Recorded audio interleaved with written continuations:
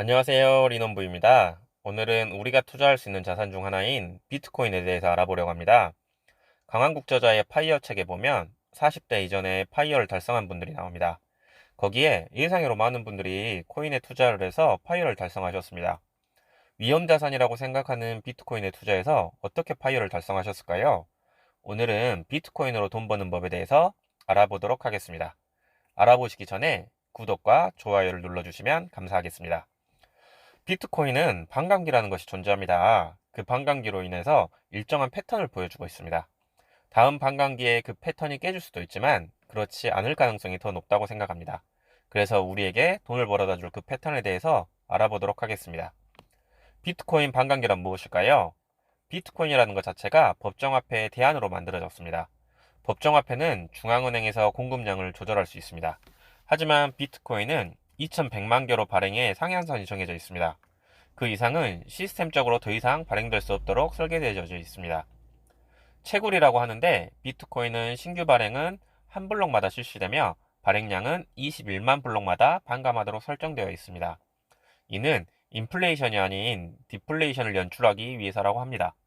법정화폐는 꾸준히 발행량이 늘어나며 인플레이션을 야기하고 있는데 비트코인은 그 반대로 설계되어 디플레이션을 연출하기에 법정화폐의 대안으로 생각되고 있는 겁니다. 21만 블럭은 약 4년간 발행되는 양입니다. 그러므로 4년에 한 번씩 신규 발행되는 양이 절반으로 줄어드는데 이것을 반감기라고 부르는 거죠. 2009년 발행을 시작하여 처음은 한 블록당 50BTC가 채굴되었고 현재는 3번의 반감기를 거쳐 6.25개씩 채굴이 되고 있습니다. 비트코인은 반감기를 거칠 때마다 희소성의 힘으로 엄청난 상승을 보여줬습니다. 처음 반감기를 거치고 620배가 상승하였고요. 두 번째 반감기에 132배, 세 번째 반감기에 20배의 상승이 있었습니다. 현재 이 정도의 투자 수익을 가져다 줄 수 있는 자산은 없다고 생각됩니다. 이렇게 반감기를 거치고 엄청난 상승을 이어가는 비트코인에서 왜 사람들은 돈을 번 사람보다 빚을 졌다는 사람이 더 많을까요? 우리 같은 일반인들은 투자를 반대로 하기 때문입니다. 비트코인은 많이 오르기도 하지만 반대로 많이 떨어지기도 합니다. 반감기로 인하여 상승한 그래프를 보았고 이제는 상승한 후 하락한 그래프를 보겠습니다. 첫 반감기 상승 이후 81.7% 하락이 있었습니다. 두 번째 반감기 이후 83.2% 하락하였고요. 세 번째 반감기 이후 74.7%가 하락하였습니다. 이러한 변동성 때문에 코인 투자는 굉장히 어렵고 거의 대부분 돈을 잃거나 물려있는 사람이 많습니다. 일반 투자자들이 물리는 시나리오를 한번 봐보겠습니다. 첫 번째, 반감기가 지나고 초기 상승장이 시작됩니다. 이때는 일반 투자자들은 비트코인에 관심이 없습니다. 두 번째, 상승장의 중반쯤 돈 벌었다는 사람 이야기를 듣기 시작합니다. 이때 일반 투자자들은 관심을 갖기 시작하고 정찰병으로 100만 원 정도 넣습니다.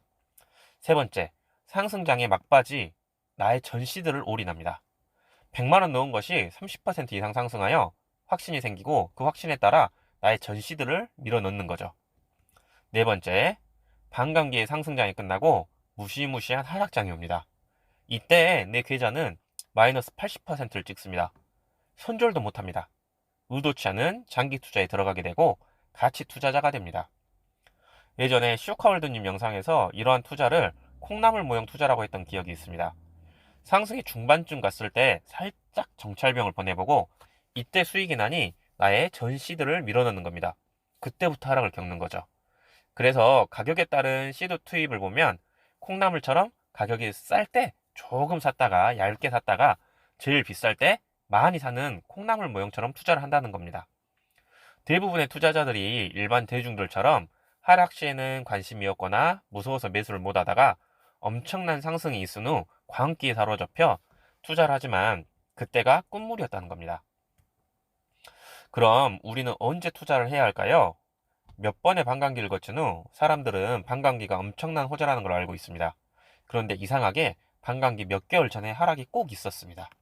그래서 투자자들은 무서워서 패닉셀을 거의 했고 막상 상승 시기에는 관심을 갖지 않고 있다가 뒤늦게 추격해서 물리기 일쑤였죠.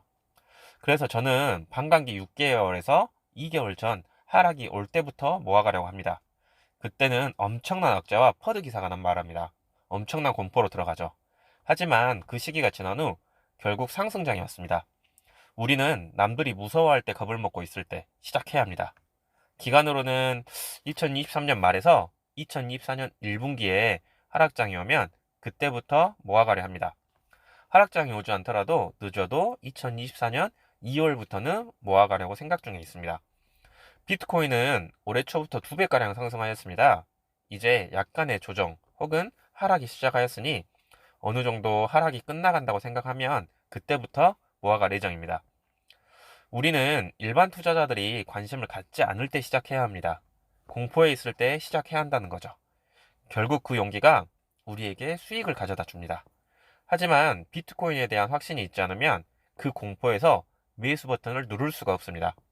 그렇기에 비트코인에 대해서 공부하면서 확신을 가져야 합니다. 그 확신이 생겨야 남들과는 반대 방향으로 갈 수 있습니다. 그게 바로 역발상 매매인 거죠. 제가 저희 아이에게 자주 해주는 이야기가 있습니다. 모든 물건은 언제 사는 거라고? 가격이 쌀 때입니다. 그럼 언제 팔아? 비쌀 때 파는 거야. 모든 투자 자산은 가격이 쌀 때 사야 합니다. 그리고 비쌀 때 팔아야 합니다. 항상 투자 자산을 매수할 때 지금 내가 투자하는 자산이 가격이 싼지 아니면 비싼지 생각해보고 투자를 결정하면 좋겠습니다. 하지만 그건 일반 투자자와는 반대로 생각을 해야 가능한 거겠죠. 이미 올라간 자산은 배는 아프지만 내 것이 아닙니다.